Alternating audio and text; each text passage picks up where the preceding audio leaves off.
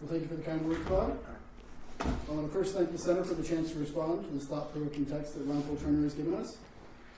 I also wanted to thank Dr. Cole Turner for the personal comments he makes at the beginning of the end of Adam and Eve, regarding making sense of science, the science of human origins and its relationship to both personal faith and theology. I resonated with his concerns about staying true to one's faith and not wanting to abandon reason or current scientific data, especially as a young college student double majoring in genetics and religion, coming from a more conservative background that would kind of lead me to question one end or the other.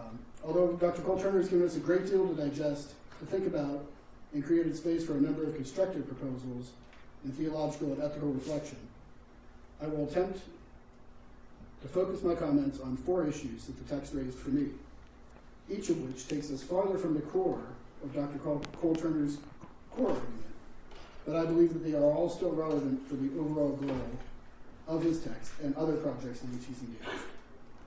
These issues are: 1, the origin of sin and original sin in the human lineage. 2, can appealing to the Incarnation and Trinity provide a more robust defense of diversity against racism?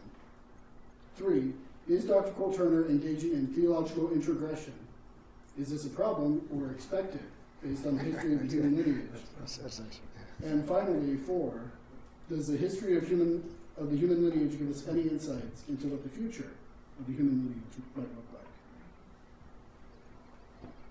Given the complexity of the human lineage, I believe we need to adjust what Christianity says about the origin of sin and the doctrine of original sin.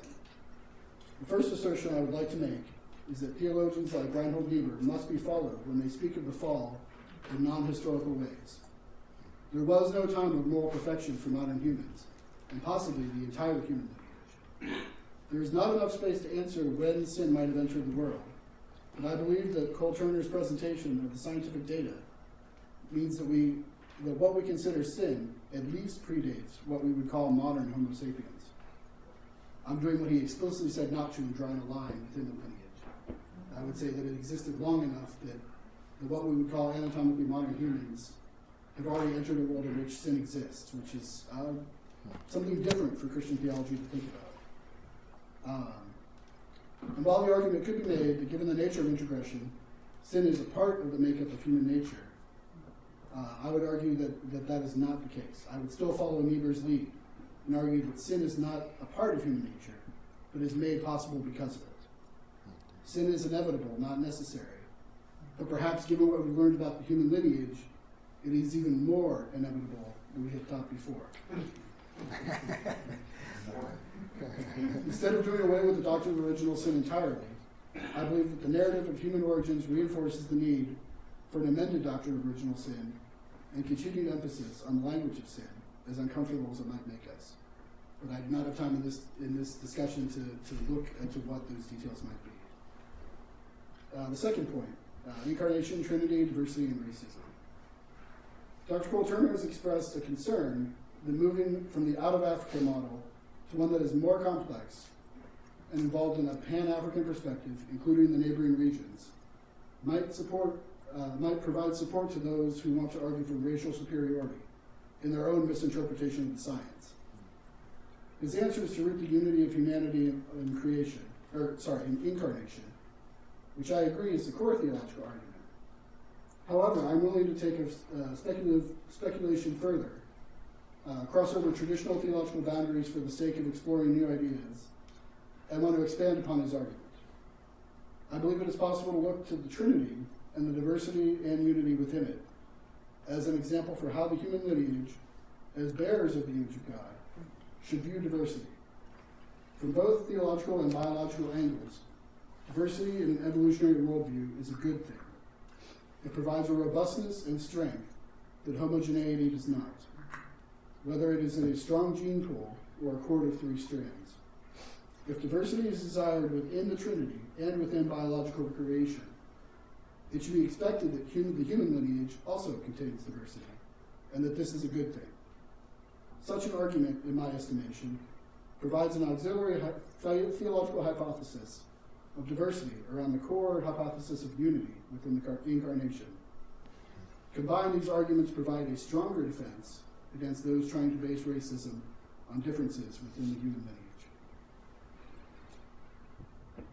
Third, I raised the question of whether in his preference for Rahner's superlapsarianism constitutes a form of theological introgression, a Protestant theologian bringing the work of a Roman Catholic into his own scholarship.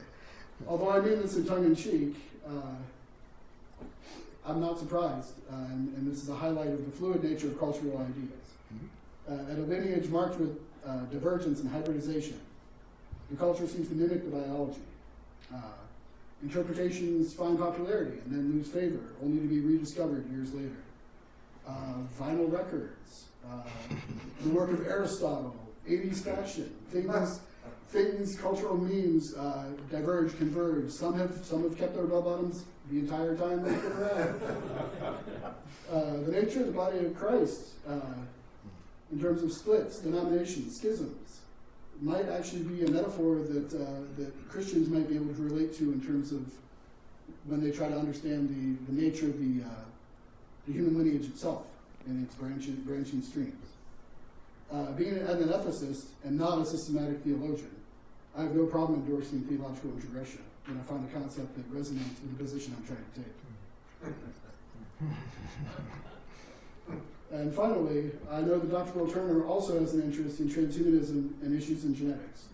So the final point I wish to raise is whether the past of human lineage offers any insights into the future of the human lineage. Humans now have less diversity than the human lineage has had at any point in its history. The question I posed to Dr. Will Turner Thursday night was, will gene editing and the transhumanist vision change that? Are we poised for an explosion in human diversity? Dr. Cole Turner believes that it does happen. If it does happen, it will take a very long time. I tend to agree, but I also think that position may not give adequate credit to human creativity. I believe that it is possible that transhumanism, utilizing gene editing, could bring many different forms of introgression, from a desire to gain abilities that humans do not currently possess, enhancing existing abilities, or even creating new aesthetics using genes from other organisms to change the human phenotype.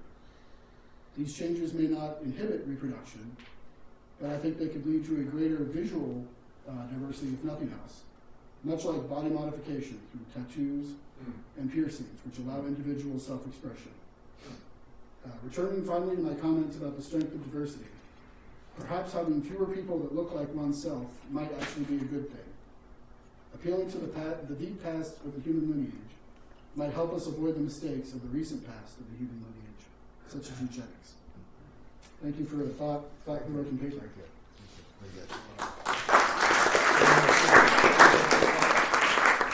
Should we go all through? Okay, all right. Yeah, thank you. Gosh. The sin question is huge. Obviously, I am burdened by the moral horrors of the past and the present. So in terms of the reality of human evil, I don't think there's probably any space between us. We have a pretty pessimistic view of things. How and when did it get started? I don't know. I'll admit I don't have a theology of the origin of sin.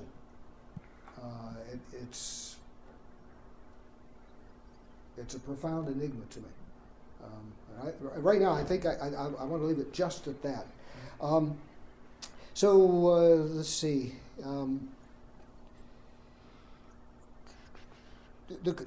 I like what you did with the theological introgression.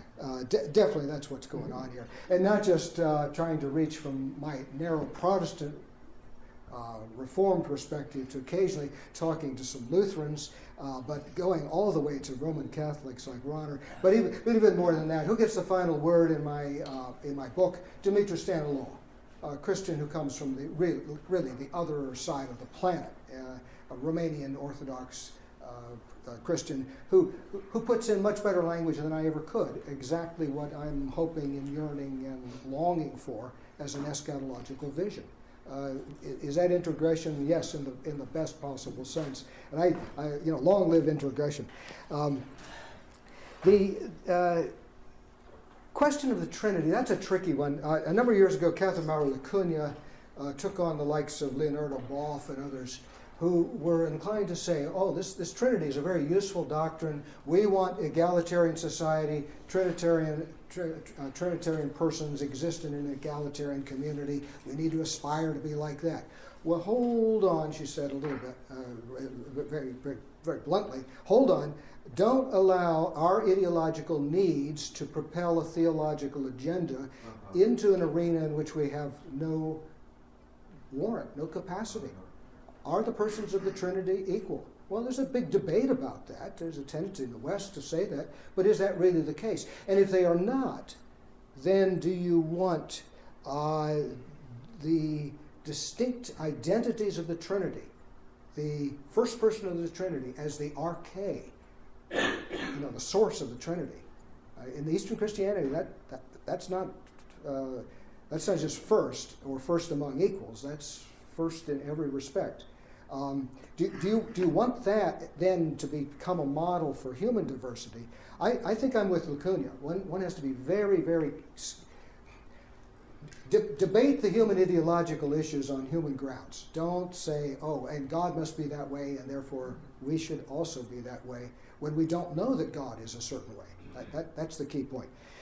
Finally, the human future. Yeah, someone has suggested that one way we might do engineer future versions of humanity would be to put together a what they call a cassette of genes in the form of an artificial chromosome. This is done with other species, yeast, and etc. Create an artificial chromosome, pop it in at the time of in vitro fertilization. It gives super added strength to the developing human. What you do then at the end, an extra chromosome is not a good idea when that child grows up and wants to reproduce. Oh, well then you go in, you pull out the old artificial chromosome when the new embryo has been created, and you pop in the upgraded version, the Windows 10 version of the artificial chromosome. Well, because they're pulling it back out, even that, that would come as close as anything I can imagine, any scenario I can imagine, in which we would be deliberately generating a new species. But even there, the idea is, you couldn't have that become reproductively viable. You'd have to pull it back out and either replace it or just not replace it. But you couldn't get there that way. Will we, by contemporary gene editing techniques, CRISPR, etc., engineer?